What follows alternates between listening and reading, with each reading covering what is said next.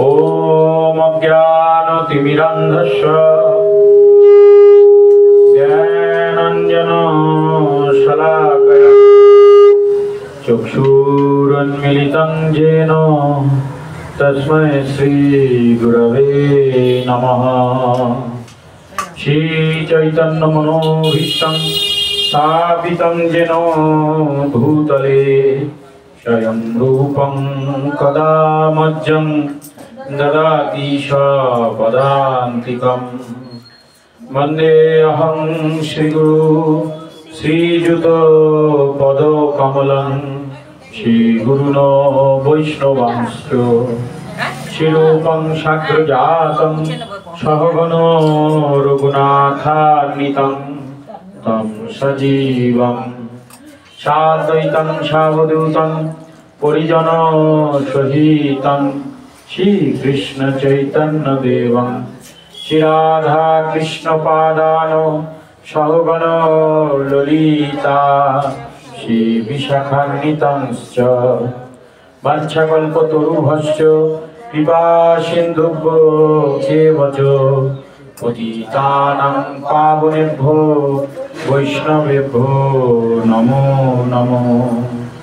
नमो महावदन्नाय कृष्ण प्रेम प्रदायते कृष्णाय कृष्ण चैतन्य नाम्ने गौरविष्ये नमः।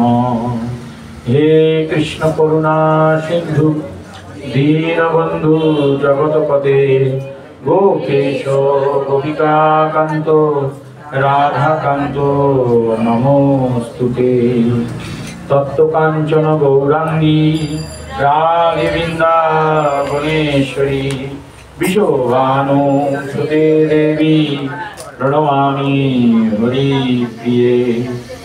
नीलाचल निवासाय नित्याय परमात्मने बलभद्र सुभद्राभ्यां जगन्नाथाय ते नमः।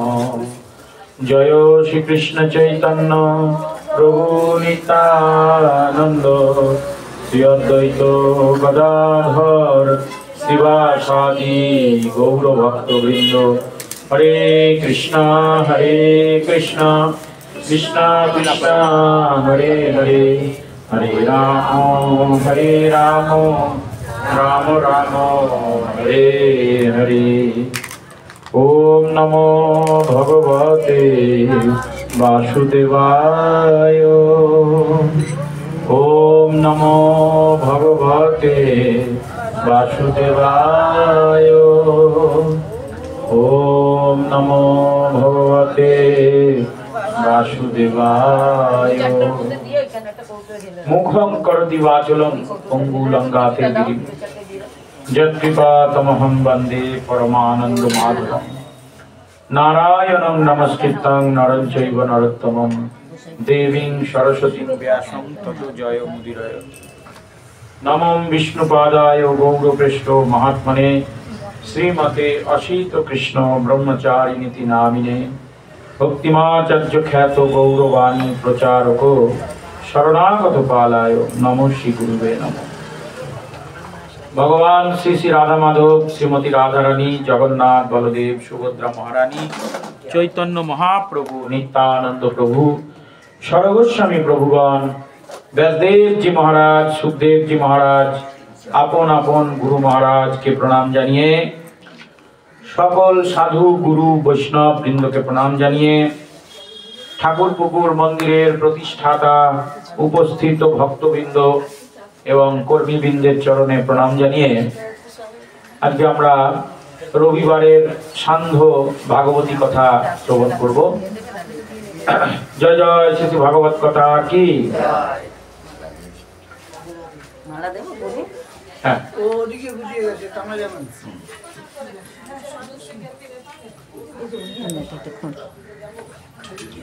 আমরা আলোচনা করছিলাম শ্রীমদ্ ভাগবতমের প্রথম স্কন্ধে প্রথম অধ্যায়ের যেখানে सूत गोस्वामी के सौनक मुनिरा प्रश्न करছেন সেই প্রসঙ্গে তো আমরা আজকে 15 নম্বর শ্লোক থেকে আলোচনা করব।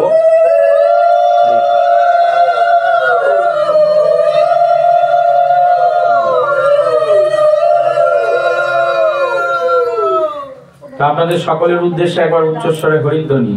হরি বল, হরি বল, নিতাই গৌর প্রেমানন্দে, হরি হরি বল। আজকে এই মন্দিরে আমার 2025 সালের প্রথম ভাগবত পাঠ, তথা আপনাদেরও বোধহয় আজকেই প্রথম ভাগবত কথা শ্রবণ, এই 2025 সালে, তাই তো? আজকেই প্রথম। আজকে থেকে আমাদের নতুন বছরের ভাগবতী যাত্রা শুরু হলো। প্রতি রবিবার এই একাদশীতে, অন্যান্য দিনে ভাগবতী কথা আছে, তা আপনারা শ্রবণ করবেন। সকলকে নতুন বছরের প্রীতি শুভেচ্ছা, প্রণাম, ভালোবাসা। সকলে ভালো থাকুন, সুস্থ থাকুন। তো আমরা আলোচনা করছিলাম শ্রীমদ্ ভাগবতমের প্রথম স্কন্ধের প্রথম অধ্যায়, যেখানে সুত গোস্বামীকে সনক মুনিরা প্রশ্ন করেছেন। আমরা আগের দিন কয়েকটা প্রশ্নের কথা শ্রবণ করেছিলাম। তার আগে আমরা দেখলাম ব্যাসদেব এবং সুখদেবের গোস্বামীর স্তুতি, অর্থাৎ তাদের প্রণাম নিবেদন করেছেন এই মুনি ঋষিরা। তো এইসব শ্রবণ করতে করতে আমরা এগিয়ে চলছিলাম। তো আজকে যেখানে আমরা বিরাম দিয়েছিলাম তারপর থেকে আমরা আবার শ্রবণ করব। জয় জয় শ্রী শ্রী ভাগবত কথা কি। যৎপাদ সংশ্রয়া সুত মুনয় প্রশমনয়া শব্দ প্রণন্তি উপপৃষ্ঠা সাধুনি আপো অনুসেবয়া। তো আগের দিন আমরা শ্রবণ করেছিলাম যে এই অধ্যায়ে সনক মুনিরা প্রশ্ন করেছেন, বেশ কয়েকটি প্রশ্ন। আমরা ধীরে ধীরে সেগুলো শ্রবণ করব, তার উত্তর। আর এই প্রশ্নগুলো কি ছিল আগের দিন যেগুলো আমরা শ্রবণ করেছিলাম সেটা আরেকবার আমরা জেনে নিই। সেখানে আমরা দেখেছিলাম সকল শাস্ত্রের সার কি প্রশ্ন করেছে সনক মুনিরা। দ্বিতীয় প্রশ্ন করেছিলেন ভগবান কেন বসুদেব এবং দেবকীর গর্ভে জন্মগ্রহণ করলেন। তৃতীয় প্রশ্ন ছিল জগতের মঙ্গলের জন্য অবতারগণ পৃথিবীতে আসেন, সেই সব অবতারগণের লীলা বর্ণনা করুন, বা অবতার কি। এই চারটি প্রশ্ন আমরা আগের দিন শ্রবণ করেছিলাম। আরো দু একটি প্রশ্ন আছে, সেগুলো মুনি ঋষিরা করবেন, আমরা আজকে থেকে সেগুলো শ্রবণ করব এবং এই ভাগবতে পরপর তার উত্তরগুলো দেওয়া হবে। তাহলে সনক মুনিরা বলছেন যৎ পাদ সংশ্রয়া সুত মুনয় প্রশমনয়া। সুত মানে হে সুত গোস্বামী, যার পাদপদ্মে আশ্রয় গ্রহণ করেছেন, অর্থাৎ আপনি হে গুরুদেব যার পাদপদ্মে আশ্রয় গ্রহণ করেছেন তিনি কে না সুখদেব গোস্বামী, স্বয়ং ভগবানের, যার পিতা স্বয়ং কৃষ্ণ অর্থাৎ ব্যাসদেব, ভগবানের সত্তাবেশ অবতার। তো তাই তাদের সৎসঙ্গের প্রভাবে যৎ পাদং সংশ্রয়া, অর্থাৎ আমার গুরুদেব সুত গোস্বামী যাদের পদাঙ্ক অনুসরণ করে এগিয়ে চলেছেন, তারা কেউই সাধারণ ব্যক্তি নয়। সাধারণ ব্যক্তি কি? সুখদেব গোস্বামী, ব্যাসদেব গোস্বামী, আর তাদেরই পরম্পরায় সুত গোস্বামী। তাহলে সুত গোস্বামী হচ্ছেন সনক মুনিদের গুরুদেব। তাহলে আমার গুরুদেব সুত গোস্বামী যাদের পদাঙ্ক অনুসরণ করে এগিয়েছেন, তারা কেউই সাধারণ ব্যক্তি নয়।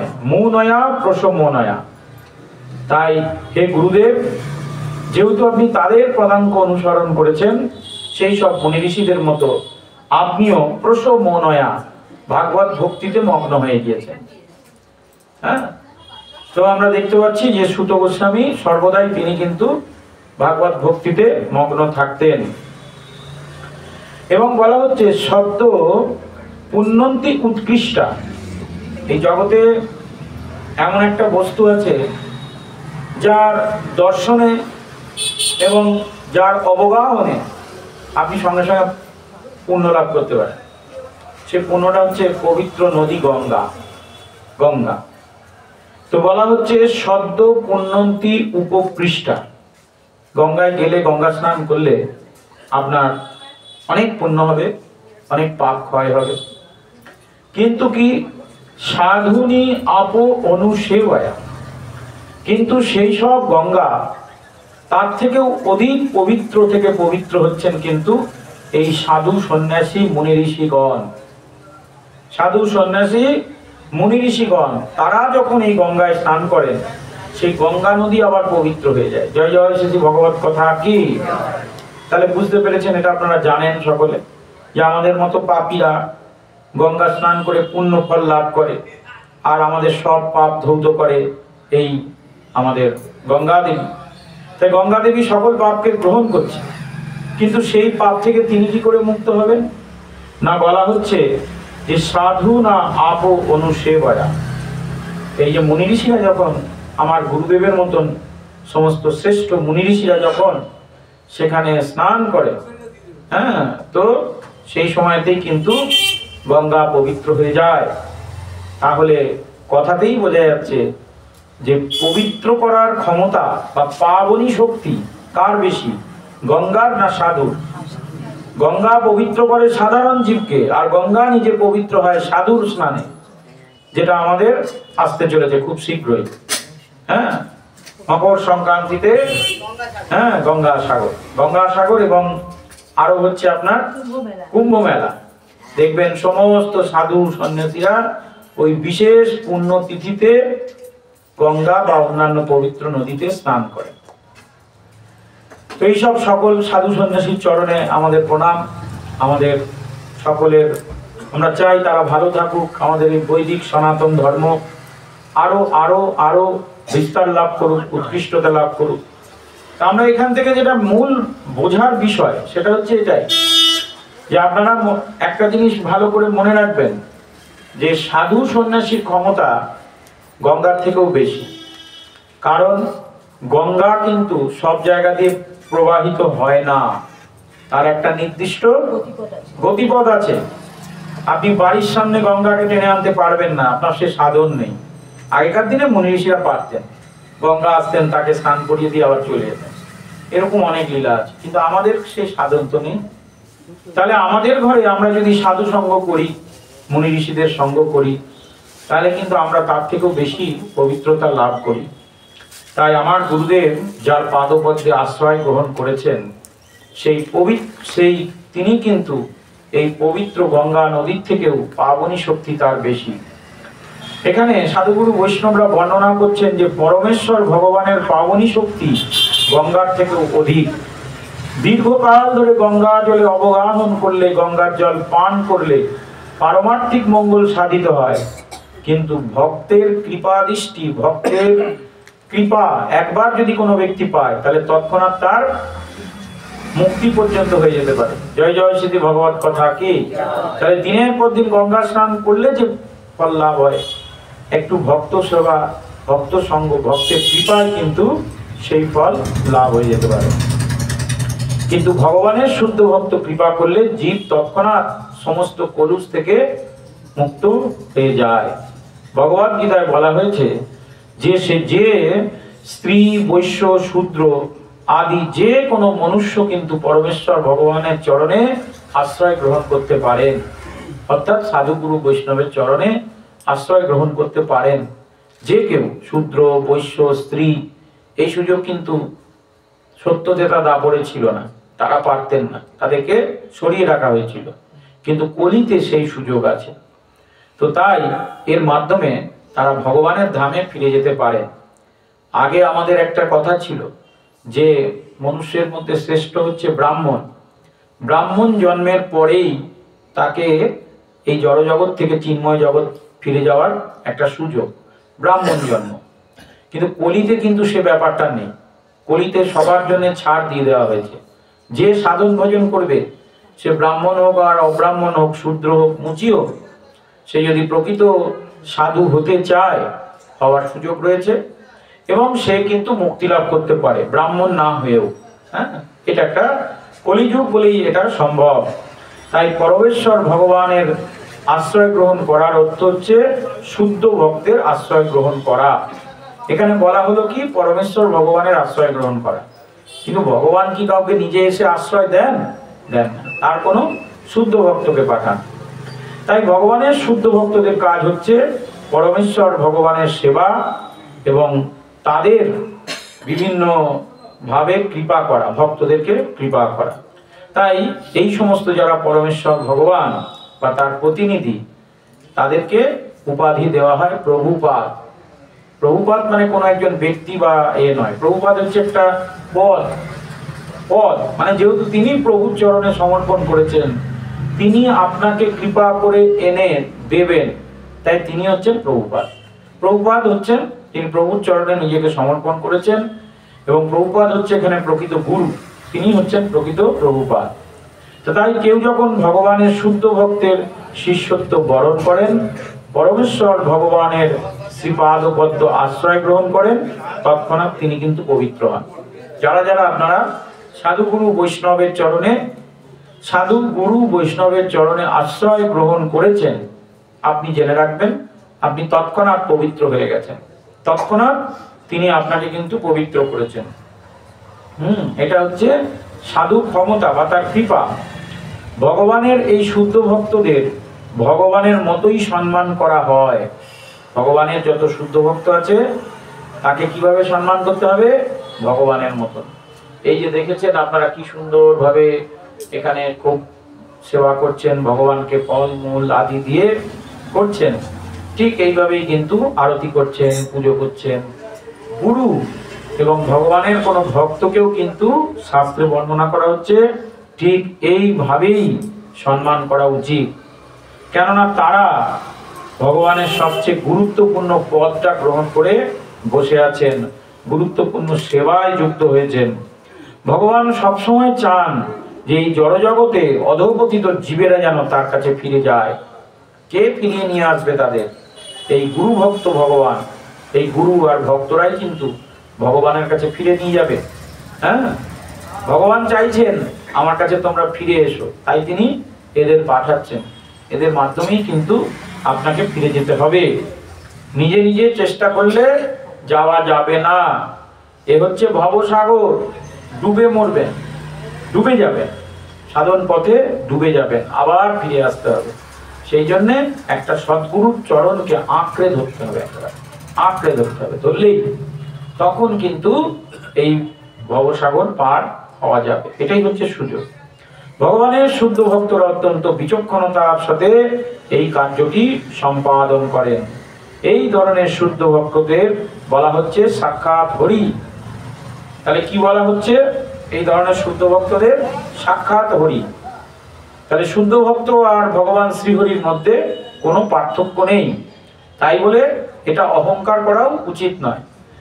হ্যাঁ, কিন্তু ধারণা এটা রাখা উচিত যে আমার গুরু আর সাক্ষাৎ হরির মধ্যে কোনো প্রভেদ নেই। এইটা যখন ভাব থাকবে তখনই কিন্তু কৃপা বর্ষিত হবে। গুরু আর ভগবানের যদি প্রভেদ হয়ে যায়, যদি গুরুর জন্য আলাদা ভগবানের জন্য আলাদা এরকম একটা ভাব হয়ে যায়, তাহলে সেক্ষেত্রে বলা হচ্ছে গুরুর ভাগটা বেশি হওয়া ভালো, কিন্তু ভগবানে বেশি গুরুতে মতি কম, তাহলে কিন্তু হবে না। কারণ গুরুই হচ্ছে সাক্ষাৎ হরি, হরি গুরু, গুরু হরি। হ্যাঁ, তো তাই শুদ্ধ ভক্তের নিষ্ঠাবান শিষ্যরা গুরুদেবকে পরমেশ্বর ভগবানের মতোই মনে করেন এবং সমপর্যায়ভুক্ত মনে করে সেইভাবে সেবা করেন। যারা দেখবেন খুব বুদ্ধিমান, তারা কিন্তু যত না নাম ভজন করেন, যত না কি বলবো মানে ভগবানের সেবা করেন, তার থেকে অধিক গুরুদেবের সেবা করেন। কারণ গুরু কৃপা কটাক্ষ যদি একবার আসে, তাহলে আপনার ভগবত প্রাপ্তি নিশ্চিত, একবারে জেনে রাখবেন। এই শুদ্ধ ভক্তরাই সর্বদাই মনে করেন যে তিনি হচ্ছেন ভগবানের দাসানুদাস। এইটাই কিন্তু শুদ্ধ ভক্তির অনুশীলনের পন্থা। তো এই কথা সাধুগুরু বৈষ্ণবদের মাঝখানে সুত গোস্বামীকে প্রশ্ন করছেন এই আমাদের সনক মুনিরা। তো তারা এই কথা বললেন, কবা ভগবত তস্য পুণ্য শ্লোকাঢ্য কর্মণ শুদ্ধ কাম ন সিনয়াত যশ কলিমালাপহম। কি বলছেন? বলা হচ্ছে যে ক বা ভগবতস্য পুণ্য শ্লোকোড্ড কর্মণ শুদ্ধ কর্মণ শ্রীনিনাথ যশ কলি মলাপহম। বলছেন কি যে কলিযুগের অবস্থা কিরকম? ক বা বরঞ্চ ভগবত, মানে কলিযুগের অবস্থা হচ্ছে পাপ ও পঙ্কিল একেবারে। মনে হয় দেখেছেন বৃষ্টি হলে যেমন রাস্তাঘাটে যেমন পাঁক আর গঙ্গার জল সব এক হয়ে যায়, একেবারে বন্যার মতন হয়ে যায়, চারিদিকে পাঁকে ডুবে থাকে, কাদা, এরকম একটা অবস্থা হয় না বৃষ্টি বৃষ্টি হলে? হ্যাঁ, তো আমাদের কলির অবস্থা কিন্তু তাই, কলিযুগের অবস্থা একেবারে পঙ্কিল ও পরিপূর্ণ।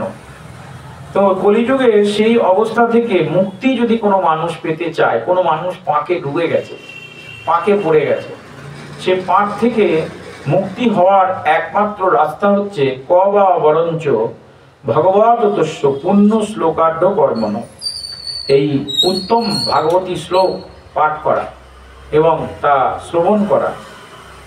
হ্যাঁ, যশ শ্রেণিয়াত যশ কলি মলাপহম, এটা শ্রবণ করলে একমাত্র কলিযুগের যত কলমুষ, কলিযুগের কলমুষ মানে কলিযুগের ওই যেটা উদাহরণ দিলাম যে বর্ষাকালটাকে স্মরণ করুন।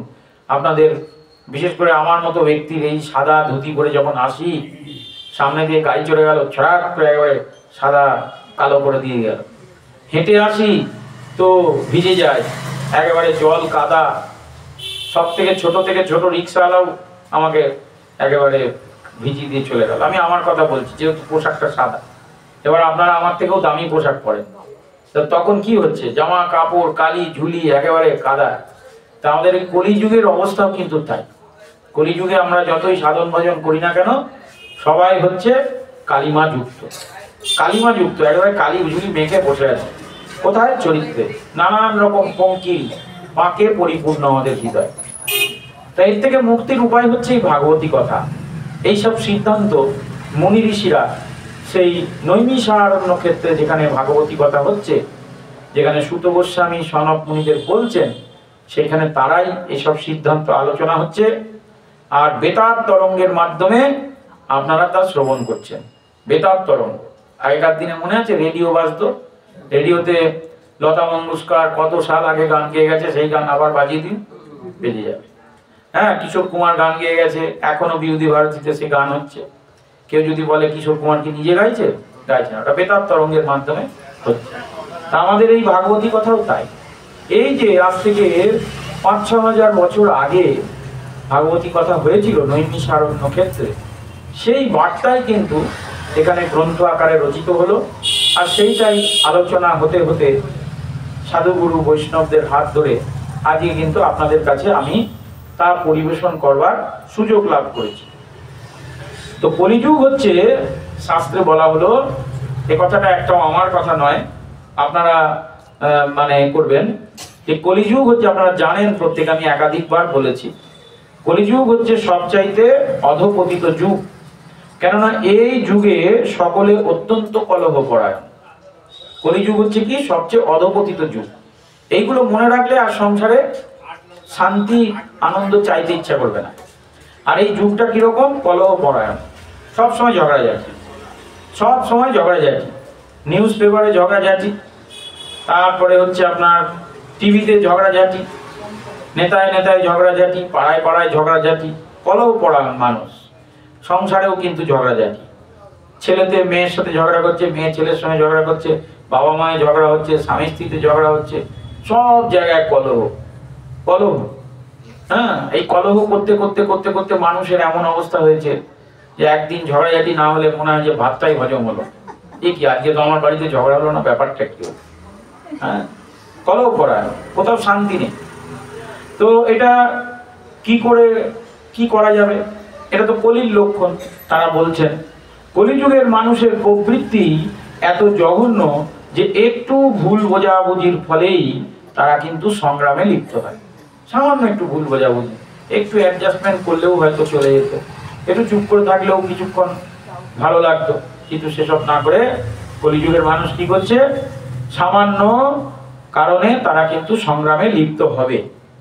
যারা পরমেশ্বর ভগবানের প্রতি শুদ্ধ ভক্তি পরায়ণ, যারা নিজেদের ধন সম্পদ বৃদ্ধির বাসনা রহিত, যারা সব রকমের সকাম কর্ম জল্পনা কল্পনা প্রসূতি থেকে শুধুমাত্র নিরাসক্ত, তারাই এর থেকে মুক্তি পেতে পারে। কিন্তু এখন দেখছি তাও হচ্ছে না। এখন ভক্তে ভক্তেও কিন্তু ঝগড়াঝাটি হয়ে যাচ্ছে, দ্বন্দ্ব বেশি হয়ে যাচ্ছে। ভক্তদের মধ্যে, মঠে, মন্দিরে, সব জায়গায় কিন্তু ঝগড়াঝাটি হচ্ছে। তাহলে কলি জয়লাভ করছে সব জায়গায়। ঝগড়ায় আপনি জেতা মানে আপনি কলির এজেন্ট, আপনি জিতে গেলেন মানে আপনার কি হলো, কলির আন্ডারে চলে গেছেন আপনি। আর ঝগড়ায় সবসময় হার ভালো, ঝগড়ায় পরাজয় ভালো। পরাজয় যদি, বিশেষ করে কার কাছে পরাজিত হবেন, আপনার নিকটস্থ ব্যক্তির কাছে। আমি বলছি না পাড়ার লোকের কাছে আপনি পরাজিত হন, কিন্তু অন্তত নিজের যে জন, স্বামী স্ত্রী, ছেলে মেয়ে, বউ বাচ্চা, বাবা মা, তাদের সাথে পরাজিত হলে কি বা যায় আসে? যে ঠিক আছে বাবা, আমার দোষ, তুমি জিতেছ, এরকম যদি ভাবতে পারেন, তাহলে কলি কিন্তু আপনাকে ধরতে পারবে না। কলি সবসময় আপনাকে বলবে না আমি কেন হারবো, আমার দলের লোক, তোকে জিততেই হবে। সে তখন তত বেশি ঝগড়া করবে। আর যে ভগবানের ভক্ত, সে বলবে না না না, আমার বাবা তুমি জিতেছ, ঠিক আছে আমি হারলাম। কিন্তু সেটা সর্বত্র বলিনি, অন্তত নিজের মানুষদের কাছে, যাদের সঙ্গে আমরা একই ছাদের তলায় বসবাস করছি, এইটুকু অ্যাডজাস্টমেন্ট করতে পারলে কিন্তু কলি আর প্রভাবিত করতে পারবে না। আর এর জন্যই দরকার হচ্ছে ভগবান এবং ভগবানের ভক্তের সঙ্গ করা। তো আজকালকার দেখা যাচ্ছে যে এরকম ব্যবস্থা হচ্ছে। তাই আমরা যদি যথার্থ শান্তি চাই, তাহলে পরমেশ্বর ভগবানকে জানা, তার পথকে আমাদের উন্মুক্ত করতে হবে। যথার্থ শান্তি মানে প্রকৃত শান্তি যদি আমরা সংসার জীবনে পেতে চাই, তাহলে আমাদের কি করতে হবে না, ভগবানকে কত ভালো করে আমরা জানতে পারবো, অর্থাৎ এই ভাগবতী কথার পথকে প্রশস্ত করতে হবে। যত দিন যাবে এটাকে বাড়াতে হবে। ভাগবতের বর্ণনা অনুসারে তার পবিত্র মুনি ঋষিদের কার্যকলাপ এবং ভগবানের কার্যকলাপ যত আমরা শ্রবণ করব, তার মহিমা যত প্রচার করব, ততই কিন্তু আমাদের ভগবানের প্রতি মতি হবে। আর আমরা কলির এই মানে কি বলবো, এই যে সংগ্রাম, এমনি তো মানুষের জীবনে প্রচুর সংগ্রাম, খাদ্যের জন্য সংগ্রাম, বস্ত্রের জন্য সংগ্রাম, শরীরকে বাঁচাতে সংগ্রাম, কত কিছু, কিন্তু তা সত্ত্বেও এক্সট্রা কিছু যুদ্ধ জীবন সংগ্রামে, জীবন যুদ্ধে রয়েছে। তার থেকে কিন্তু আমরা মুক্তি হতে পারবো এই ভগবত ভক্তি অনুশীলনের মাধ্যমে। জয় জয় শ্রী ভগবত কথা কি। তস্য কর্মাণো উদারানি পরিগীতানি সুরভি ব্রহ্মীন শ্রদ্ধাদানানাং লীলায়া দদতো কলা। বলছেন তস্য কর্মাণি উদারানি, মুনি ঋষিরা বলছেন গুরুদেবকে যে হে গুরুদেব, তার কর্মানি উদারানি, তার মানে এখানে ভগবানের। আর কর্ম কিরকম? উদারতায় পরিপূর্ণ। কিরকম উদারতা? কাউকে তিনি তার নিজের সমস্ত সাম্রাজ্য দান করে দিচ্ছেন ভগবান, কাউকে নিজের বস্ত্রই দান করে দিচ্ছেন, কাউকে নিজের রাজত্ব দান করে দিচ্ছেন, কারোকে নিজের স্ত্রী ঐশ্বর্য প্রদান করছেন, আবার কাউকে প্রাণ দণ্ড দেওয়ার মাধ্যমে তাকে কিন্তু উদ্ধার করছে। কংস, শিশুপাল, রাবণ, কুম্ভকর্ণ, হিরণ্যাক্ষ, হিরণ্যকশিপু, এদের সবাইকে ভগবান কৃপা করেছেন। আপনারা বলবেন প্রভু কিভাবে কৃপা করলেন? কৃপা করলেন কিভাবে? যান দেখে আসুন বৈকুণ্ঠে গিয়ে, তার কত ভালো আছে এখন ভগবানের কৃপা পেয়ে। হিরণ্যাক্ষ, হিরণ্যকশিপু, রাবণ, কুম্ভকর্ণ, তাদেরকে ভগবান কৃপা করেছে না? ভগবান তাদেরকে মৃত্যুদণ্ড দিয়ে একবারে নিজের লোক দিয়ে দিয়েছে, যা তোকে মৃত্যু দিয়েছি, এবার তুই আমার লোকে থাক। সেখানে কত তারা ভালো আছে। কুম্ভকর্ণ এখানে কত অত্যাচার করলো, আর বৈকুণ্ঠে একেবারে বৈকুণ্ঠপতি হয়ে গেল, বৈকুণ্ঠের সেবা করছে, ভগবানের দ্বারপাল হয়েছে। আর এখানে আমরা এখনো কষ্ট পাচ্ছি। আমরা হিরণ্যকশিপু হতে পারলাম না, আবার আমরা মানে মহাপ্রভুর ভক্ত হতে পারলাম না। ধোবিকা কুত্তা হয়ে বসে থাকলাম। ধোবিকা কুত্তা কি বলে, কি বরাবর, ডাল বরাবর না কি বলে, সেরকম হয়ে গেল। তা দুটোর একটা হতে হবে, দুটোর একটা হতে হবে। হয় মহাপ্রভুর চরণে আশ্রয় গ্রহণ করতে হবে, আর নাহলে জগাই মাদায় হতে হবে। দুটোতেই কৃপা, তো মাঝামাঝি লোকের কোনো কৃপা নেই, বুঝেছেন? কোনটা করবেন? যদি জগাই মাদা হন তাহলেও কৃপা করবে, মহাপ্রভু সুদর্শন দিয়ে গলাটা ছেদন করে দেবে, হ্যাঁ তাড়াতাড়ি কৃপা হয়ে যাবে। তারপর ওখানে গিয়ে একদম সুন্দরভাবে মহাপ্রভুর লোকে মহাপ্রভুর সেবা করবেন। হিরণ্যাক্ষ হিরণ্যকশিপু করতে গেলে ওরকম ভাবে ভগবান এসে একবারে বুক চিরে দেবে, তাতেও কৃপা হবে। কংসকে যেভাবে হত্যা করেছিল সেভাবে ভগবান। আবার এদিকে যদি মহাপ্রভুর ভক্তদের সঙ্গ করেন তাহলেও কৃপা হবে, খুব সুন্দর কৃপা, প্রসাদ পাবেন, ভক্তি কথা শুনবেন, হরিকথা শুনবেন, ঘুমিয়ে পড়বেন, মহা আনন্দ, কত আনন্দ। কিন্তু কিছুই যদি করব না তাহলে কি হবে? দুটোর মাঝামাঝি, আমি এই দিকেও আছি ওই দিকেও আছি, তাদের দেখবেন কেউ পছন্দ করে না, কেউ পছন্দ করে না। সেরকম হলে চলবে না, একটা জায়গা কিন্তু আপনাকে ধরতে হবে। হ্যাঁ, হয় কলির হাত ধরতে হবে, মায়ার হাত ধরতে হবে, নাহলে যোগমায়ার হাত ধরতে হবে, মহাপ্রভুর হাত ধরতে হবে। জয় জয় শ্রী ভগবত কথা কি। তো তাই তস্য কর্মাণি উদারাণি, ভগবানের যত রকম কর্ম আছে সবই কিন্তু উদারতায় পরিপূর্ণ।